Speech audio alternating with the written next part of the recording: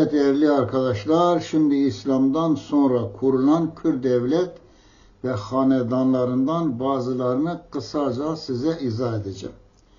Birincisi Şeddadiler 951 ile 1174 yılları arasında yaşamıştır. Miladi 951, Hicri 340 yılında Eran bölgesinde Kürt Şeddadi oğulları tarafından kurulan bu devlet, İslam döneminde kurulan Kürt devletlerinin en uzun ömürlüsü ve en kuvvetlilerindendir.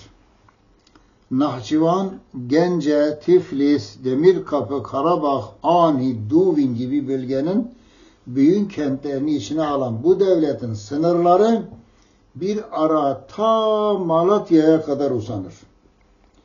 Önce başkentleri Erivan yöresindeki Dabil, bir başka ismiyle Divin idi. Divin dışında Berde ve Gence gibi kentleri de hakimiyeti altına almıştır. O tarihte güneyinde Mervani Kürt devleti vardı. Azerbaycan hükümdarı Salar Merzuban'ın esir düşmesi üzerine bölgede bağımsızlık ilan eden Şeddad'ın oğlu Muhammed'in Gence kentinde tahta oturmasıyla kurulan devlet 14 Kürt hükümdarı tarafından yönetiliyordu.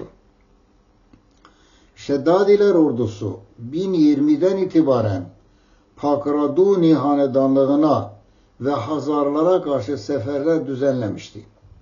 Başlangıçta başarılar elde edebilmiş fakat 1030 yılında başarılı bir seferden geri dönerken Gürcü ve Ermeni kuvvetleriyle karşılaşmış ve ağır bir bozguna uğramıştır.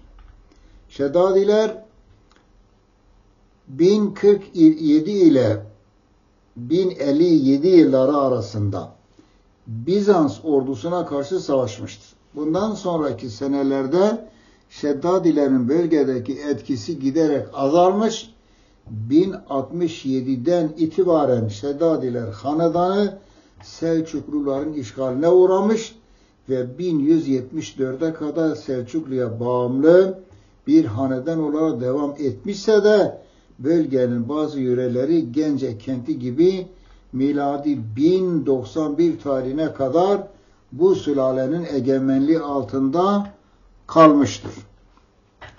Şeddadi hükümdarları sırayla şunlar: